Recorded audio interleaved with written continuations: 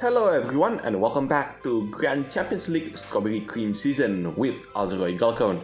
This time around, I'm going to show you my attempts at beating the main round 1 of the Grand Champions League Strawberry Cream Season. As I said in the previous episode, which you can see by clicking the link on the top right of the screen, this stage took place at the Spooky Spider Mansion, one of the places of the breakout map. Specifically, it's the second episode of the coin-based team breakout map. That's why you will see a lot of coins being thrown around if you play the breakout episode.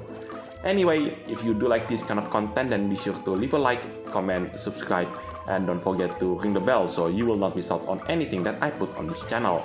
Everything is free, you don't need to pay, and by subscribing you make this channel grow and flourish even more, which makes me happy so I can create more contents for you to watch. Now, I do want to talk about the stage itself, Spooky Spider Mansion. We begin our journey at the Spooky Hallway. This stage in the breakout stage is pretty easy, although that's a secret that the player must get. This is one of the places that the player could access in this stage. It's called Secret Rooms. I know, that's a bit unimaginative about the name, but this is basically the bonus time on this breakout map. There are two of them on this stage, and the second one, which you will see later on, is a bit more difficult compared to the first one. Now, let's talk about the treasure set that I'm using for this particular run. I'm using the Jolly Jack-o'-lantern, that's the treasure on the left side. In the middle, that's the Capsal bundle. Last but not least, the treasure on the right side, it is none other than the Ghost Repellent sticker. Although if you do play on this particular stage, you will realize that these three treasures are the only treasures that the game provides to complete this stage. Although if you do want to be pedantic, there's the fourth treasure, which is a rare class treasure called the Jelly Top Cupcake, but I guarantee you no one will use this particular treasure. So that particular treasure doesn't count. Also, is it just me or this particular Grand Champions League stage drains the cookie HP faster than the other stages so far? Because if it did, this doesn't get added during the stage briefing. Because all I see during the briefing was this stage provide more points if you collect the coins. Just like if the player plays the breakout map. So here's the second and final secret room on this map.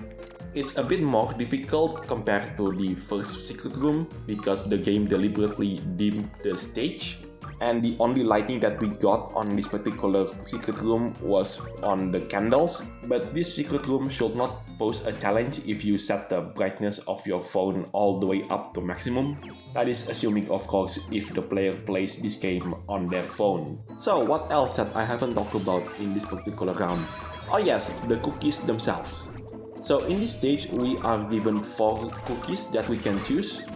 The first one is Dark Fondue Cookie, which is the cookie that I'm currently using right now. The second option was Zombie Cookie.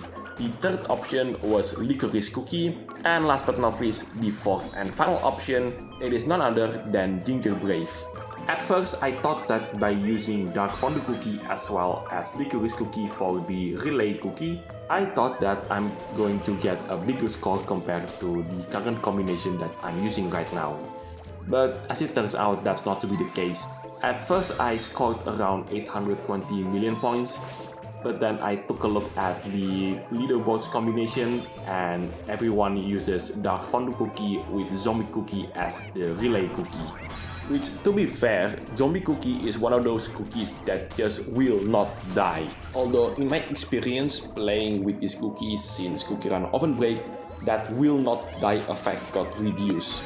Back in the line CookieRun days, if the player managed to invest with this cookie and max it out all the way to level 8, which was the highest level that the player could achieve in line CookieRun, then Zombie Cookie will revive 8 times. I'm not even joking about that one. That makes Zombie Cookie in line CookieRun and also in Cacao CookieRun the third highest cookie in terms of hit points. Did I mention that this cookie is a rare cookie?